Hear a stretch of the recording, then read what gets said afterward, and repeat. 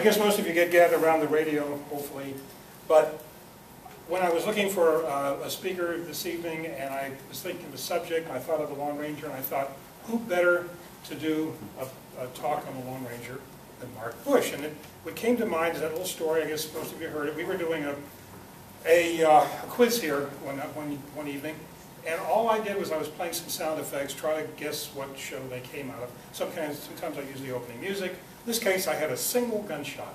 A single gunshot. I played it, was on the sound took, what, a split second, and Mark said, "The Lone Ranger." And I said, it could have been Gunsmoke. It could have been How Gun Will Travel. It could have been a whole bunch of ones. He identified it from the sound effect. I mean, you talk about someone who knows his subject. This is Mark Bush. So, let me give you Mark Bush.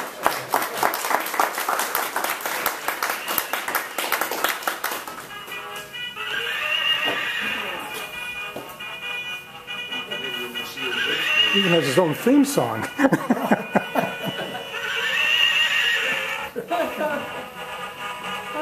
Bought this for my grandchildren. And I thought, the heck, of course you did. I like it.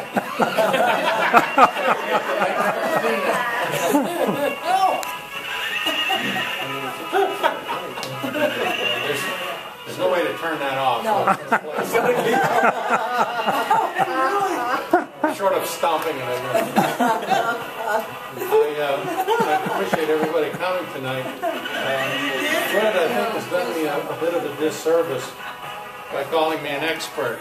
I had a magic teacher one time that told me, and he was an expert, by the way, a fabulous magician. And he told me that expert is made up of two words, two parts. X meaning has been, and spurt meaning drip under pressure. So, with that in mind, please try to. I did kind of cobble this all together, so there are gonna be pauses and uhs and ahs. I just hope you will forgive me, and if you don't, well, there's the door. Program went on the air in the early part of 1933. And even from the first, it was a hit by almost any of the measurements that they had. One of the things they did was, pretty early, was say that if you sent in a postcard, you could get a Lone Ranger pop gun. Now, pop gun, to their way of thinking, wasn't a thing with a cork. It was a paper thing that you brought it down like that, and the inside of the thing flew out and made that popping sound. They had maybe 2,300 of them made up. They got thousands, multiple thousands of requests, to the point where after 2 episodes, I asked, "Oh, please, don't send any more in. We just don't have it." And later on that summer, the Ranger was supposed to make an appearance at one of the sort of an amusement area, picnics, playing fields, things like that. And they had 30,000 people show. And they just mobbed the place. Well, the guy playing the Lone Ranger on television, I'm sorry, on radio, wasn't a very imposing individual. So the announcer on the show, Brace Beamer, who was a horseman, rode Silver out, and he wore the mask and the vest, and he managed to keep the horse under control, and then told the Rangers to, back to your stations, and the kids listened. Not like he was a parent. They paid attention to this one. So there were a lot of people involved in building, and I hesitate to use the word creating, because an awful lot of what they used was stolen. And they kind of all wanted to be associated with the winner. So those who were associated with it at all kind of claimed the same credit as those who were closely associated with it. And you have all these, and people get old, they don't remember things as well, or they remember, the British call it remembering with prejudice. So there are a lot of opposing memories of what went on in those early days. Oh, and then there's some outright fabrications too. I don't know if Bill Stern was involved in that, but listening to him now, I'm sure he could easily have been. There was a book produced in 1988. It's this one right here, called From Out of the Past by the late Dave Holland. And Dave did just a yeoman's job of going back and interviewing these people, determining which one probably was correct, which ones were misremembered, and which ones were just tales. Like that book was given to me by my mother-in-law for Christmas one year. God bless her. Can you hold that book up? Oh, certainly. So we can all see it.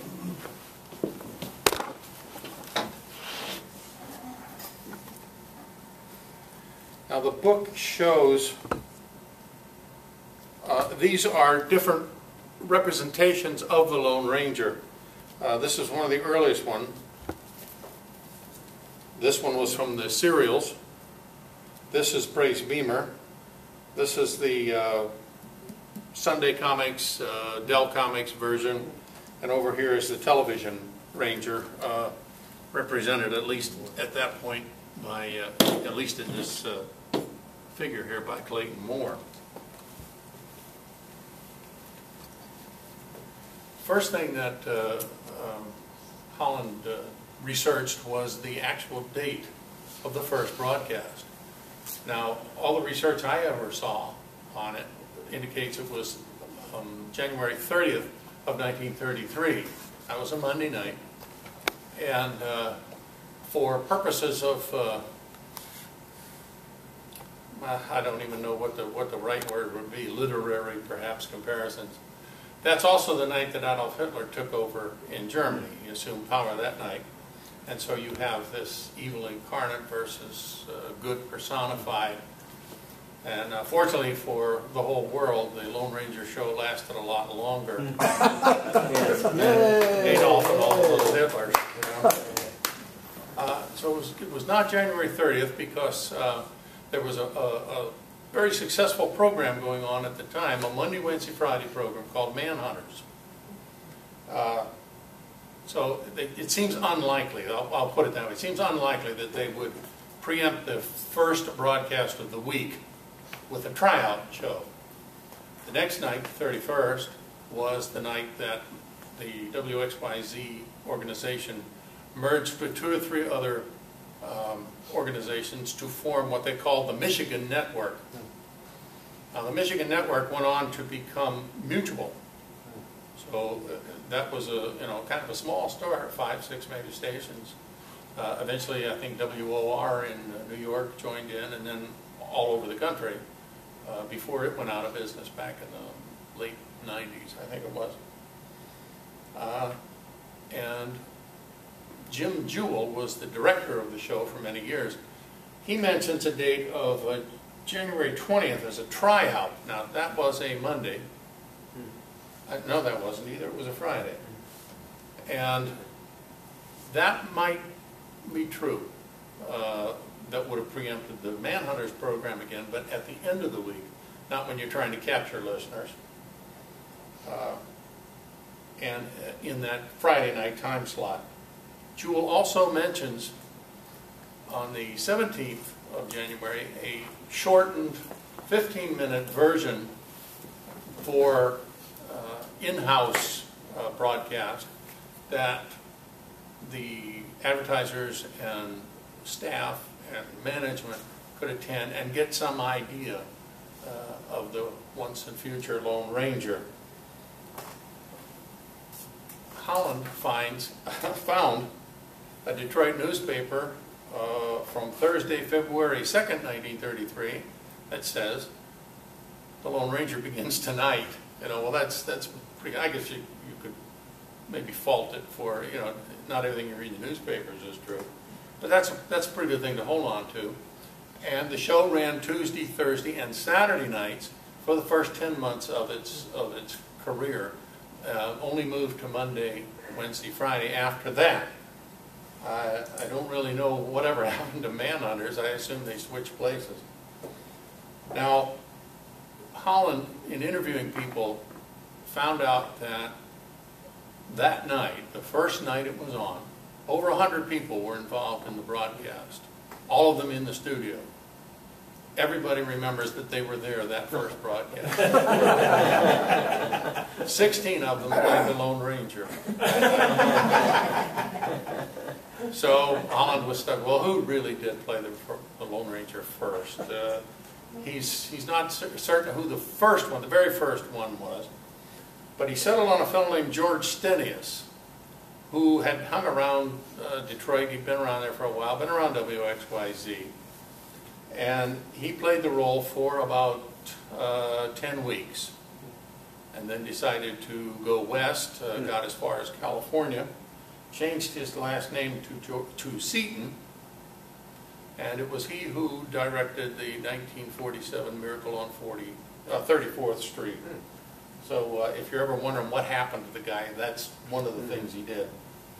Also, Holland found out the second part of the signature, the part that begins with his faithful Indian companion Tonto, wasn't part of the original opening at all. In fact, it wasn't, let's say, 1945, and that only after nearly 4 years worth of tinkering and jiggery-pokery with the wording.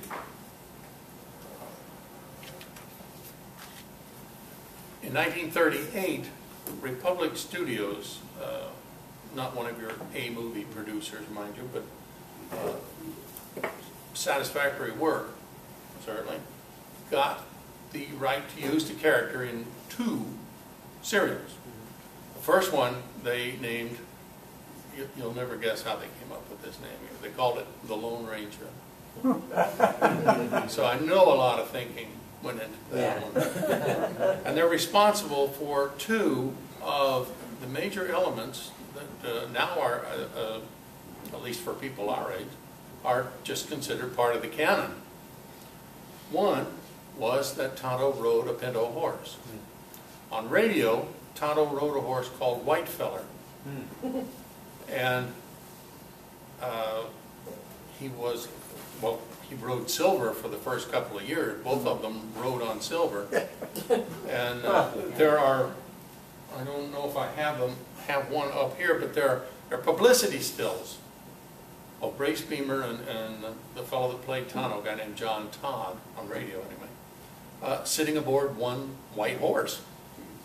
And people would accept that for maybe a short time, but after 2 years they were getting concerned that maybe this was kind of a burden on Silver. So they said, get him another horse. And the writers kind of ignored them until one of the advertisers said, we want a horse for Tonto. So they just generated another white horse. They called him Whitefeller, and Tonto was happy with that. So was everybody else. Silver. Yeah. A great loud whew. When they went to Republic to write or to generate this serial, the Republic people said, "Okay, good. What is his origin?" And the people in Detroit shrugged. Nobody had ever written an origin for him. I guess they thought it was a good idea to keep his origin a mystery, add more mystery to the character already.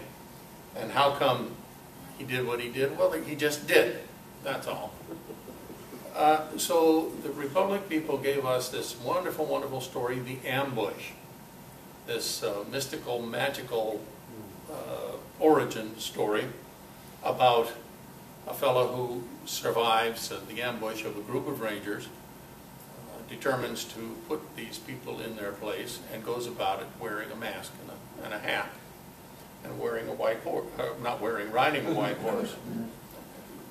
To further compound the mystery involved in this thing, the writers wrote the story in such a way that any one of 5 people might be the Lone Ranger. Allow me to read, please, because I can't remember their names myself. One was Jim Clark, played by a fellow named George Letts, who later changed his name to George Montgomery. A fellow named Dick Forrest, played by Lane Chandler, a guy you probably all recognize if you saw him because he did many, many character parts in movies. Alan King, portrayed by a man named Lee Powell. Bob Stewart, played by Hal Tolliver, who later changed his name to Wally Wales. And Burt Rogers, played at that time, played by a fellow who at that time was known as Herman Briggs. Later changed his name to Bruce Bennett. I'm looking at this now, I see that three of these people were mystery men sort of on their own. And then to confuse sharp-eared viewers of the serial, they brought in a voice talent by the name of Billy Bletcher. And he spoke the words while the actor playing the Lone Ranger wore the mask. So you couldn't identify him by his speech. At least that was the idea of it. Bletcher did cartoon voiceover work, and I just checked with our resident Disney aficionado, and he was the voice, among others, of Big Peg-Leg Pete in the Mickey Mouse cartoons.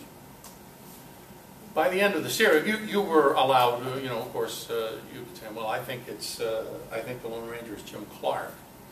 But as the serial went on, these different, I hesitate to call them suspects, I just don't know what other word to use, got killed off every other chapter. So we lost one of them. Until the final chapter when there were only two of them left. And in a long shot, we see the two of them race out of the cave where the heroine and her father are apparently trapped, and race to collect people to come back and fight the bad guys. In long shot, we see one man shot from his horse, and we see Silver run up to the remaining ranger. He transfers to Silver, puts on the mask and hat, and goes and collects the ranchers and brings them back. And there's a great giant fight. And the bad guys are properly subdued. The problem is the Lone Ranger is fighting with the main heavy at the top of a cliff, and they both fall off. Now, the main heavy, I saw this serial, and finally, and the main heavy is a guy named Stanley Andrews. And those of you who used to watch Death Valley Days, that's the old Ranger. You know, can you imagine this guy as a villain? But he was, oh, and he was a hateful one too. Shot people just to see which way they'd drop. Lee Powell and Herman Briggs had made a serial together earlier, maybe about a year earlier, called Fighting Devil Dogs, one of Republic's better works. Herman Briggs, Bruce Bennett was the name he used later, had been a competitor in the 1928 Olympics in the shot put event and took the silver medal. Lee Powell enlisted in the Marines on August 17, 1942, and was sent to the Pacific Theater. He died on Tinian, July 19, 1944. And those of you who are history buffs understand probably or recognize that Tinian is the base from which the Enola Gay and then 2 days later Boxcar took off carrying the nuclear weapons that ended the war for us. The second serial is on this page. And the second serial is more like Zorro. Zorro was that's what the head of WXYZ wanted. He wanted a Western, but he wanted a mysterious character, and he used Zorro as a start with that. And the second serial, you knew right from the first chapter who the Lone Ranger was. It was Bill Andrews. He'd just go ride to the cave and put on a mask and hat and go out and beat up bad guys and shoot them. That one I have seen in its entirety, and it's adequate, but that's not the character. I don't know if you quite understand what I mean. a civilian identity doesn't seem to come into the Lone Ranger very often. Now, at the end of the first serial, you hear all the people are gathered in this cave where they're there to mourn. There's only 4 bodies there, and they're not too bright apparently. They haven't figured out which one was the Lone Ranger. Right. So 4 out of 5, you know. So we know which 4 these are. So who's left? Well, while they're sitting there trying to figure this out, not a Rhodes Scholar among them apparently, and they hear "Hi-yo, Silver," and into the cave rides the last Ranger. And in a shocking departure, he removes his mask so they all see who he is. Not that they needed to. There's only one left. How can you miss it? That was quite a departure. The radio ranger never took off his mask, save for those times when he was in disguise. He wore it all day and all night. So the name Reed didn't follow from the serials. In fact, he had no name for a very long time. There was no origin, so no name was connected to it. And it wasn't until they introduced this young fellow, Dan Reed, that the ranger finally got a last name, at least a last name. Young Dan's father was the captain of the Rangers who were ambushed at Bryant's Gap. And the ranger, the Lone Ranger, is his brother, his younger brother. And somewhere along the way, they introduced the name John Reed. I first saw that, and I thought, "Ooh, what a find!" You know, I never knew what the Lone Ranger's first name was. It was in Buxton and Owen's The Golden Age of Radio, the first compendium that they released. Now, the character Tonto is probably more closely associated with him. Well, he definitely is more closely associated than anybody else with the Lone Ranger. But you didn't know much about him either. When he started out, he was an old half-breed, not too bright either. As the years went on, he became younger and stronger and smarter. And if you could collect enough Marita bread wrappers, you could send away and get a premium that told you about Tonto's early years. And it turns out that he was, his father was a chief. They're always chiefs. You know, people that say they have Indian blood in them, it's always a chief or a princess or something like that. You know? It's never a workaday brave. But he was a chief. And on the day of his coming of age ceremony, the Apaches attacked. No reason particularly given. And slaughtered everybody they could find. And they left young Tonto for dead. Now, a young white fellow was in the area. He heard the ruckus and headed off in that direction, but it was too late to really be of any value. He looked at surveyed the scene. What he did was crawl down the hill, and he found one fellow still left. That was young Tonto. Dragged him back out of the kill zone and took him to where people could watch over him and tend him, and raised him as their own. Tonto later left his the people that took care of him and just kind of lived this nomadic existence, Texas, Oklahoma, pretty far north, and then back down. And it's a story of what happened to him on that one of his trips down to Texas that has supplied the background for the stories from then till now and made it pretty vibrant. Does anybody here know what tribe Tonto belonged to? I mean, besides me, well, and besides Marcia. Well, he belonged to the Potawatomi Indians. Now, a lot of people wouldn't know that. I certainly didn't. The reason it's Potawatomi is because back in the good old days, the Potawatomi Indians ran up and down the Michigan, what we now call the state of Michigan, with reckless abandon, and until they were driven out by well-meaning whites, I'm sure. The people in Detroit, I mean, the people writing the stories were citizens of Detroit. And what's the first name that comes to mind when you live in Detroit? Potawatomi. So there it is. You could probably win a quarter or two at the bar with that story. There were 2 cartoon series earlier. One was in 1966, and it was produced in what they called limited animation, and it was also of limited interest. When you started watching it, you thought, oh, wow. Yeah. By limited animation, it means instead of drawing 24 frames for a second's worth of film, they drove 7, 6.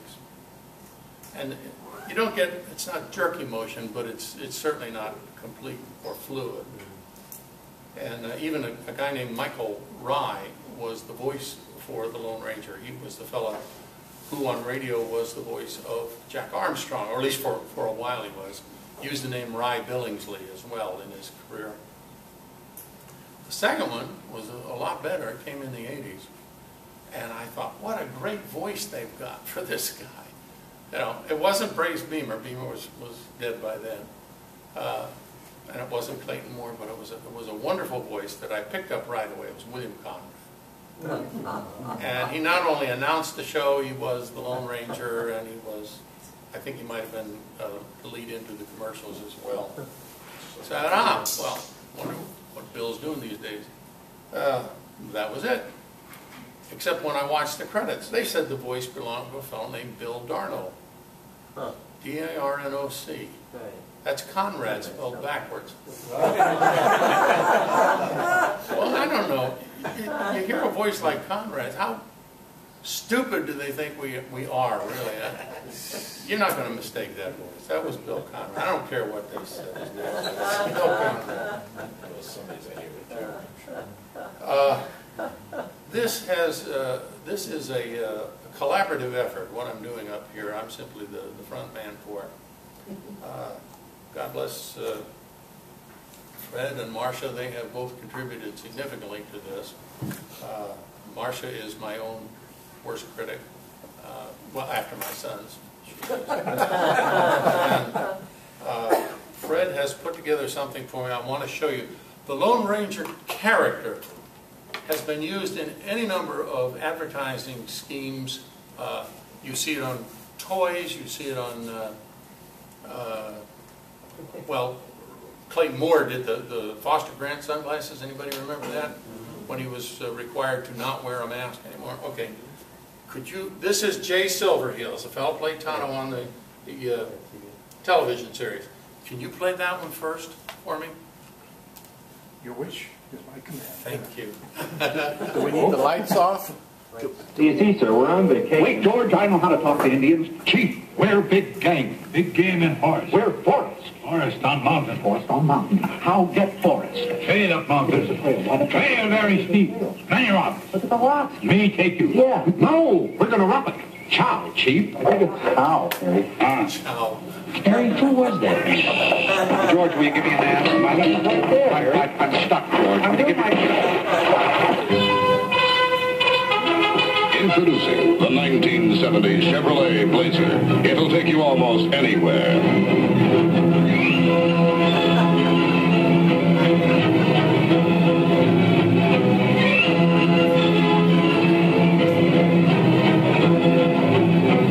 George, there's got to be a better way.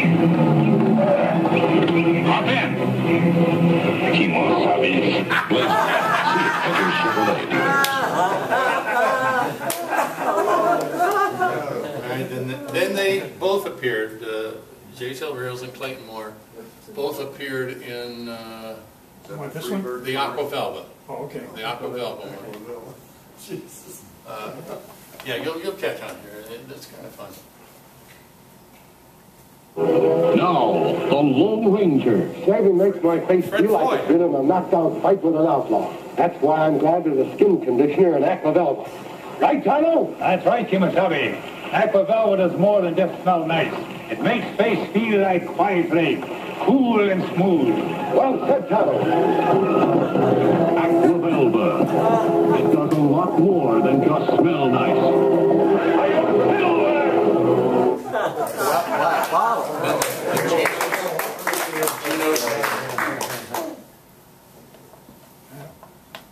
Is that the Freebird commercial? Yes. You're going to love this. Remember Lark cigarettes? Pizza, pizza, pizza roll. Pizza, pizza, pizza roll. Walking down the road, an appetizer, but a careful roll. Give us something you can make it up into a party roll. Let us eat and eat us, pick and roll, and get to save the day. Appetizers now, and like our edible, that's why we say pizza, pizza, pizza roll. I'd like to talk to you about that music you're using. That's funny. I've been meaning to speak to you people about the same thing.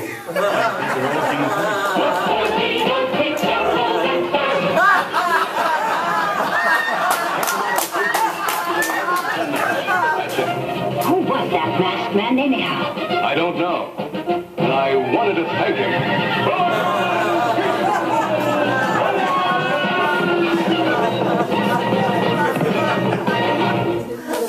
I just love it. Now, I think Gino Paolucci had a winner with that one. the story. Up there, I know it. Okay, I got you. This is a story by a guy named Jay Thomas. He's a writer and an actor, and you'll hear this story he tells. Now I'm trying not to run too long, but I think you're going to enjoy this one. Thank you. As a young disc jockey, I would open up car dealerships, and I would do the remote, which you did too as a DJ and as a weatherman and all that. Let's go to Jay Thomas now. Come on out to the Dodge dealer. It was Dodge. And so the Lone Ranger, Clayton Moore, was working for that company, and he would come to the various dealerships, and little kids would come. This is the guy who played the Lone Ranger. The real Lone Ranger. Right. And he was very much into being the Lone Ranger. He wore the outfit, he wore the mask, he had the guns, he had the hat, and he was into being the Lone Ranger. So I get there, and I'm telling people to come out, and the Lone Ranger is there, and it's not a high point in my career. I don't know where my life is going. I have a long, frizzy hair, and I'm a disc jockey, and my buddy Mike Martin, who was in the record business and who looked sort of like a Bay City roller. He had the long hair and the stacked heels and tight pants, and he would come. See, now that's a new point. I haven't heard that. You know, I was just realizing that. You never described him as a Bay City roller. He looked like a Bay City roller, and he would do like this with his hair all the time, right? Yeah. So he would come, and we would get herbed up during the performance, which.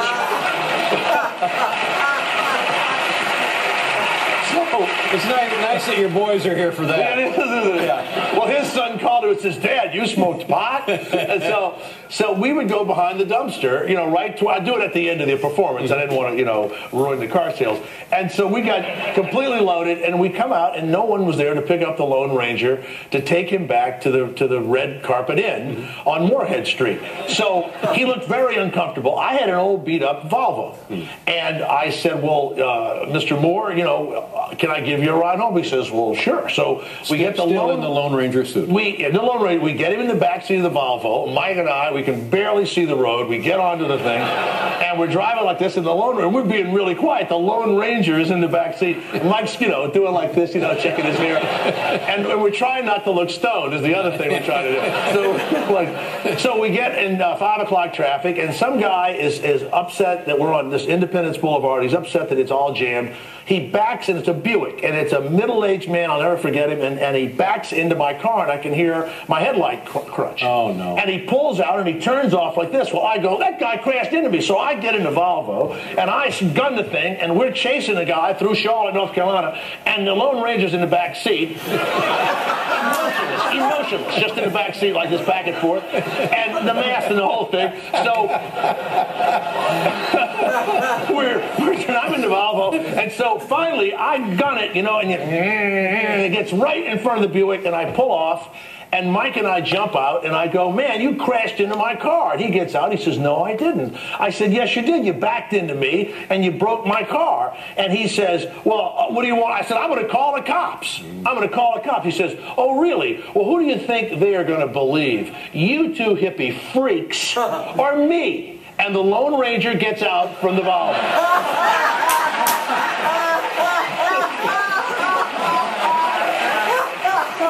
They'll believe me, citizens.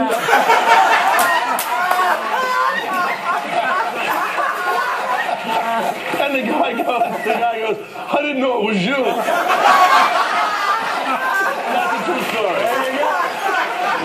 I'll never get tired of the Lone Ranger. Oh, man. Thank you very much for doing that.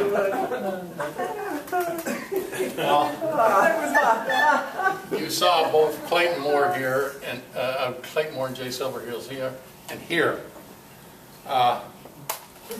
Probably the best known of the portrayers, at least for me, because I started listening probably in 1947-48, were Brace Beamer, who did the role on radio, and Clayton Moore, who did the role all but one season for the television series. They were just nice guys. They kind of internalized the feeling, the character. I put Beamer first in this little thing just because I met him first. I was very fortunate.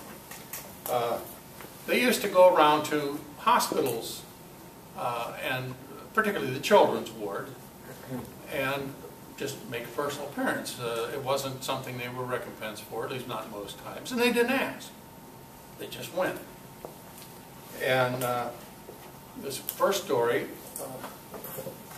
Beamer was visiting a hospital, and they took him around to one of the children's wards, and he went through the ward, and one of the staffers pulled him aside and said, look, we've got a kid that's really sick, and he won't eat, either won't or can't. And would you just try and coax him into eating something? Just, he's got to do this, or he's not going to survive what's plaguing him. So Beamer went in and pulled up a chair, sat down next to the kid. The kid was in bed. And he talked to him for a long time. And then suddenly Beamer said, you know, I'm kind of hungry. You reckon we can get some lunch around here? And, well, the kid wasn't going to pass up a chance like that. And, so they asked Beamer asked one of the people there to get them a sandwich. And they did, and the kid ate the sandwich. The first time in many, many days he had eaten a full meal. Now, that's not all. Beamer went back that night and sat down and had supper with the boy. And those 2 meals were enough to get him started, getting the kid made a full recovery. Second one concerns Clayton Moore. But that's not all. Personal appearance, but no, that's not the rest of the story. Clayton Moore was making an appearance, and this lady had waited through the line to get to meet him, and her son was very anxious to meet, boy, oh boy, the Lone Ranger, you know. And so he was, he went up. The lady had a young boy and a young girl with her. Young boy, very jazzed about it all. And the ranger looked at the girl, and after a moment he realized that she was blind. And so he just said to the mother, totally? And she said, no, not totally, but legally blind. So Moore knelt down, took the girl's hands, put them on his face, and then up on his mask, and on the whatever those things are, drawstrings on the shirt, you know, and finally on the handles of his revolvers. And the kid was getting pretty excited about this. And then he just gave her a hug. And he said, God bless you, sweetheart. And he stood up and he returned the girl to her mother. And the mother turned and walked away. She didn't say anything. She couldn't, you know. And it's just no hype. There was no press agent involved. There were no front page stories. Just two guys giving back a little bit of what they got from the character. Now, I've been twice blessed in my life, well, more than twice blessed, but with relation to the Lone Ranger. I met both Brace Beamer as a young child, about 5 maybe. He was at a circus over, those of you who are longtime residents remember Uline Arena over town. And he was there, and he rode around at the end of the show and shook hands with as many of us as he could reach. And I also met Clayton Moore. I met Clayton Moore out in Lone Pine, California, when they celebrated the 60th anniversary of the appearance of the Lone Ranger in 1993. I didn't really have a chance to interact with them. There were 1,000 kids there wanting to shake the Ranger's hand at Uline Arena, and Moore was going to get the lion's share of all the attention out of Lone Pine, so I pretty much, I didn't blow it off, but I thought my chances were pretty slim. But I was thrice blessed because I also got to meet John Hart out there. Now, John Hart's name is rarely associated with the television series, and if it is, people refer to him as the other Ranger, the other Lone Ranger. And we got to talk, and I recognized his voice, his hair. He had a mustache and a beard, and his hair was now the sort of like silver. It was white, and very distinguished looking fellow. In fact, when you come up here, this photograph here is John Hart and somebody else. And we just got to talk to him a little bit more because he was secondary to a lot of the people there. And then in 1996, we found out he was coming to the Friends of Old Time Radio convention up in Newark. So Marcia and I went up there. And we saw him the night before the convention opened and spoke briefly, reintroduced ourselves because I didn't expect he would remember. And Nick Williams, those of you who remember Nick Williams, had arranged with us to go out to breakfast, not at the hotel there, but in Newark. And he talked John Hart into coming. So John Hart came out with Nick, and Marcia got the back seat. John Hart was sitting in the passenger seat, you know, in my van. I had the Lone Ranger, man. So we went out to breakfast, and he was just as affable and approachable as he could be. I thought, boy, this is a real triumph. I'm with the Lone Ranger. And he talked about his early days in Hollywood, making pictures. And we went back and talked to him several times over the days of the convention. And on Sunday, after the convention closed, I was walking out to sign out of the place. And there he was, waiting for the ground transportation to get back to the airport. So I went over to him, and I helped him carry his luggage out to the was not really a taxi, but a van. And I said, "Are you going to come back next year?" And he said, "I don't know." I said, "You know, you bring a lot of people back here. You'd be a draw.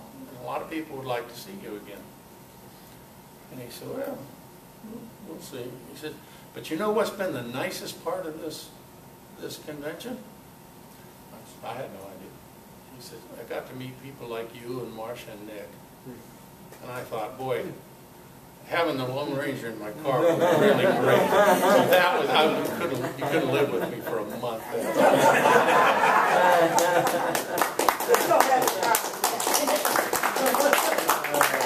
I haven't traded that car in yet either. I may take out that seating.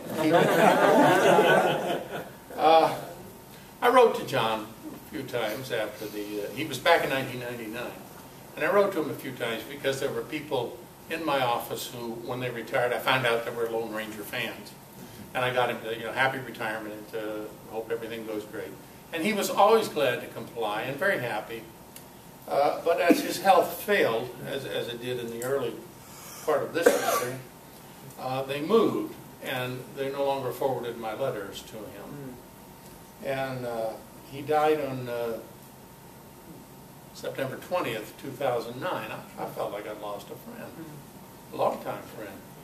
But even at that, Marsh and I have these great, wonderful memories of the other Lone Ranger. You know? In 1933, Leopold Stokowski was conducting the William Tell Overture. Well, when he reached the finale, which is really what you hear when the Lone Ranger comes on, a third of the crowd yelled, "Hi-yo, Silver!" They dropped his baton. And every time I've ever gone to one of these concerts, that's what happens. People will snooze through the first part of it, but they wake up when that comes on. And I think most people would like to yell that. I think they don't want to draw attention to themselves. They don't have the confidence in it. And in themselves. But you can't please everybody. And I don't even try any longer. If I have to please somebody, if I have to pick a set of values by which to live, I'll stick with the Lone Ranger. So next time you go to one of these concerts and somebody yells, "Hi-yo, Silver," don't think that's very infantile or very puerile. Just come on over and say hi, Mark.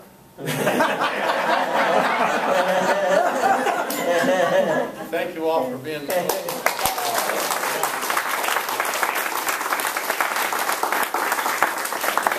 Let me show you, or give you an idea. Then come on up here and look at everything. By the way, I just got this book. Michael Haig found this book today. It's the first Lone Ranger story. And he brought that to me. God bless him. Let me show you these oh, God. That's me. In 1948 or so. This is out at Lone Pine. All these pictures are up here. This was drawn by Dave Holland. And you see here's Fran Stryker, Fred Foy. This is John Hart in his later years, and John Hart as the Ranger. There's a fellow named William Whitney, who's not known very well outside of the serial fans club. Directed dozens of serials, some really wonderful. The Adventures of Captain Marvel, which, in my own opinion, is the best serial ever made. Here is, that's Lee Powell and the actor is Chief Thundercloud from a movie, I'm sorry, from the serial. There's two views of Clayton Moore as he was, and then as we last saw him. And this is Brace Beemer. And down here is the Lone Ranger in Tonto, and this is the Alabama Hills. It's a place out in Lone Pine, and that's where they first shot the serial, the first serial. And it's in this area, right around here, that the massacre was filmed. We got to go out there. We had a dandy time. We got to go out there. It was a wonderful concert. And I'm going to show you these signs real quick. You come around and take a look at them. This is an ad from Marita Bread. And that, I would say it's a more recent ad because the crown on the hat's a little smaller. This is a sign that you could get, you could go find the flashlight. I think the gun clicked, I think. And this one was given to me by Edgar and his father right after I got out of the hospital. I'm sorry I don't remember exactly when that was. I was a little herbed up myself. And this shows. There, I'm sorry. Yes, I thought I was looking at it. It was fine to me.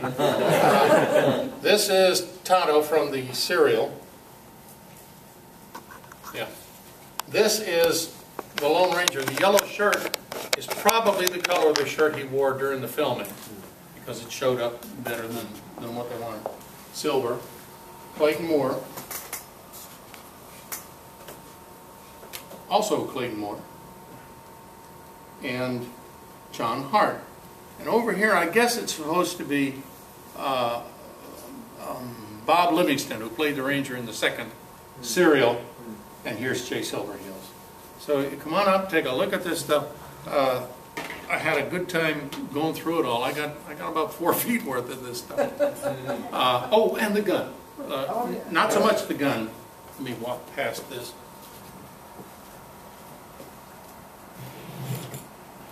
Make sure you see his tie. I just now noticed that. The back of the holster. Careful where you point that thing. The back of the holster is signed by Fred Foy and John Hart. So, pick it up and look at it, but don't do that kind of thing to it. And these are not really silver bullets, but they're as close as I can come.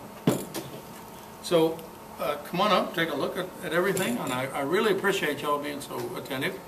Mark? Yes? I always wondered, why do they choose the William Tell Overture as the theme song? You have any background on that? Yeah, it was in public domain. Oh, okay. The fellow that ran WXYZ was cheap. That's good, thank you. That'll do fine. It's not that he was impecunious himself, he just was cheap.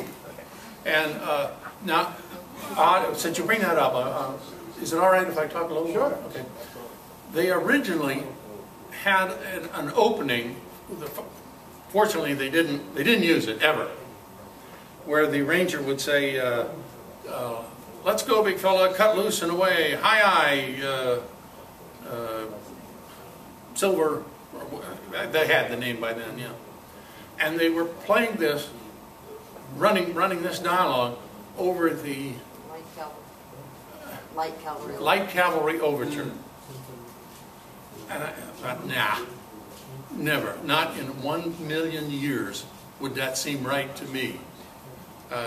Maybe the lone interior decorator, perhaps. Not the Lone Ranger.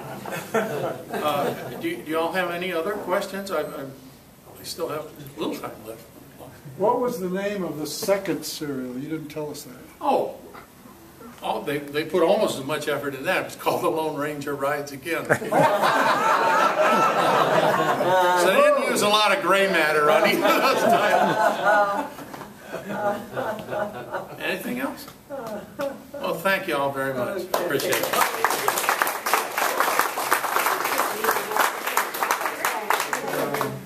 Thank you, Mark, very much for a great presentation. Thank you, Fred, for providing all the technical support. You all owe Fred and Marcia a round of applause. And thank you, Marcia, as well.